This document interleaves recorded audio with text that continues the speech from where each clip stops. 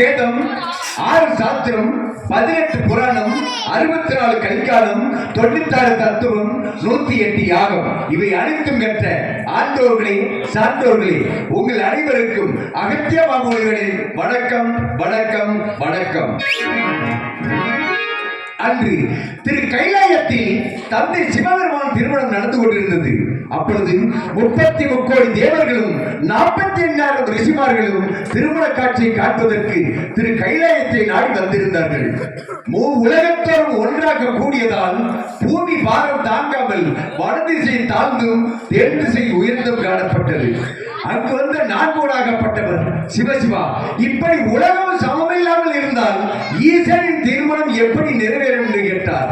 அதற்கு தந்தை சிவபெருமான் தெரிவித்தார், அதற்காக யாரும் கவலை கொள்ள வேண்டாம், ஒருவரை அனுப்பினால் உலகம் சமநிலை பெற்றுவிடும், திருமணம் நினைத்த நேரத்தில் இனிதே நிறைவேறும் என்று தெரிவித்தார். யார் அந்த ஒருவன் என்று நாரத மகரிஷி கேட்டார். அவன்தான் அகத்தியன் என்று தந்தை சிவபெருமான் தெரிவித்தார்.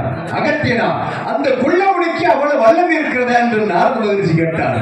சினம் கொண்ட நாரதை, உள்ளமாக இருக்கிறேன் என்று ஏளனமாக பேச வேண்டாம், ஆண்டவனின் அருளை கொண்டு அனைத்தையும் சாதிக்கும் சக்தி எனக்கு இருக்கிறது என்று தெரிவித்தேன்.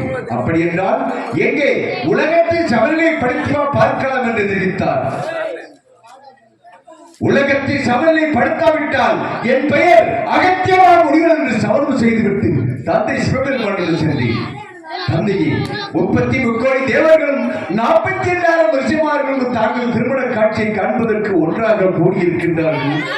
அடியேன் கண்கள் என்ன பாவம் செய்வது என்னை தெரிந்து செய்ய அனுப்புங்கள் கேட்டேன். அகத்தியா, நீ நினைத்த மாத்திரத்தில் தம்பதி தவறாக காட்சி என்று தெரிவித்தார்கள். அதன்படியே தந்தை இட்ட கட்டளை நிறைவேற்ற வேண்டும் அல்லவா? இட்ட கட்டளை நிறைவேற்றுவதற்காக புறப்பட்டேன் தெரிந்து செய்யும் மார்க்கமாக. செல்லும் வழியில் விந்தியனாகப்பட்டவன் தனது மலையை ஆணவத்தோடு வெண்ணை முட்ட உயர்த்திக் கொண்டு என் வழியை மறித்தார். யார் நீ? எதற்காக என் வழியை மறிக்கிறாய் என்று கேட்டேன். நான் தான் இந்த விந்திய மலையை படைத்த விந்தியன் என்று தெரிவித்தார். இருக்கட்டும், எதற்காக என் வழியை மறிக்கிறாய் என்று கேட்டேன். என்னை வழிவிட்டு சென்றால் வழிவிடுவேன், இல்லையே வழிவிட மாட்டேன் என்று தெரிவித்தார். என் தந்தை சிவபெருமானை தவிர வேற எவருக்கும் தலைவணங்க மாட்டேன் என்று தெரிவித்தேன். அப்படி என்றால் நானும் வழிவிட மாட்டேன் என்று தெரிவித்தார். உன் விந்திய மலையை எப்படி கடந்து செல்கின்றேன் பார் என்று தெரிவித்துவிட்டு தந்தை சிவபெருமான் நினைத்தேன். ஓம் நமச்சிவாய நமக, ஓம் நமச்சிவாய நமக, ஓம் நமச்சிவாய நமக. விண்ணை முட்டிக் கொண்டிருக்கும் விந்திய மலை மண்ணோடு மண்ணாக போய்விட்டது.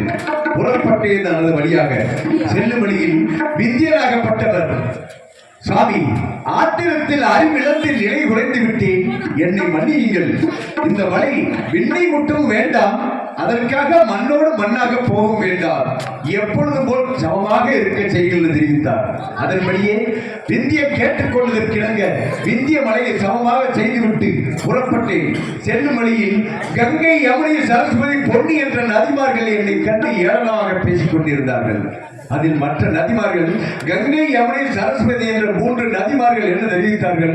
பொன்னி, யாரோ ஒரு குறுமுடி வருவது போல் தெரிகிறது, அந்த குள்ள முனியிடம் ஒரு துடுக்குத்தனத்தையும் குறும்புத்தனத்தையும் காட்டாதே. அவர்கள் நினைத்தால் நம்மை கல்லாய், மண்ணாய், காற்றாய், மலையாய் ஜபித்து விடுவார்கள் என்று தெரிவித்தார்.